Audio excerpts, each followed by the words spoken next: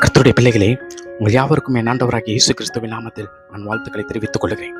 தேவஜனங்களே, உங்களுடைய வாழ்க்கையிலே மிக பெரும் துயரங்கள், மிகப்பெரிய சோதனை போராட்டத்திற்குள் உங்களுடைய வாழ்க்கை கடந்து செல்லும் என்றால் ஒரு 3 காரியத்தை நம் தேவாதி தேவன் இயேசு கிறிஸ்துவிடமிருந்து கற்றுக்கொள்ள வேண்டும்.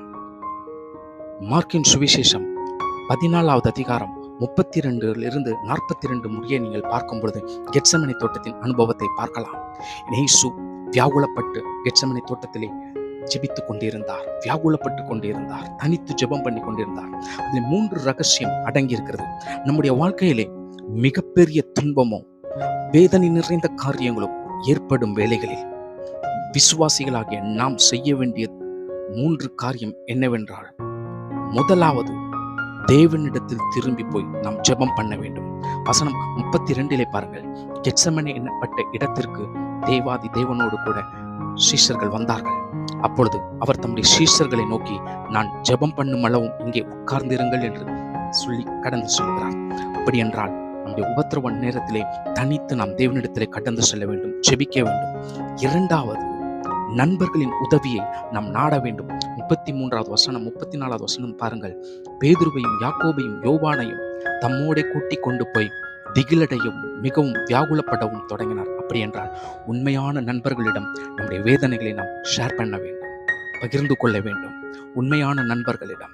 3வது காரியம் என்ன? நமக்காக கவலைப்படுவதற்கு தேவாதி தேவன் நம்மோடு கூட இருக்கிறார் என்று இருதயத்தில் உறுதிப்படுத்திக் கொள்ள வேண்டும். அதை வசனம் 36 நாம் பார்க்கலாம். ஆண்டவர் இயேசுநாதர் அவரை பிதாவை பார்த்து சொல்லுகிறார், அப்பா பிதாவே, எல்லாம் உம்மாலே கூடும்.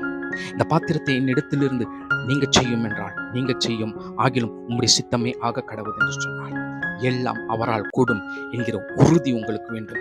இந்த 3 காரியம் உங்களுடைய உபத்திரவத்தின் நேரத்திலே, துயரத்தின் நேரத்திலே, வேதனைகளின் நேரத்திலே நீங்கள் வைத்துக் கொள்ளும் பொழுது, உங்களுடைய வாழ்க்கையிலே நீங்கள் அதை பிரகடனப்படுத்தும் பொழுது, அதை செயல்படுத்தும் பொழுது தேவாதி தேவனுடைய கருத்திலிருந்து உதவிகள் வந்து சேரும்.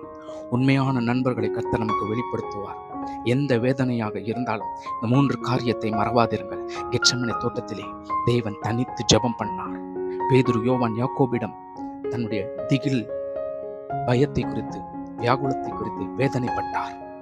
பிதாவினிடம் முழுவதுமாக ஒப்பு கொடுத்தார், சரண்டர் பண்ணார். அதே போல நீங்கள் உங்களுடைய வாழ்க்கையிலே செய்யும் பொழுது இயேசு கிறிஸ்துவின் மூலம் வெளிப்பட்ட வல்லமை உங்களுடைய வாழ்க்கையிலே வெளிப்படும். எந்த உபத்திரவமானாலும் நீங்கள் ஜெயம் எடுப்பீர்கள். God bless you.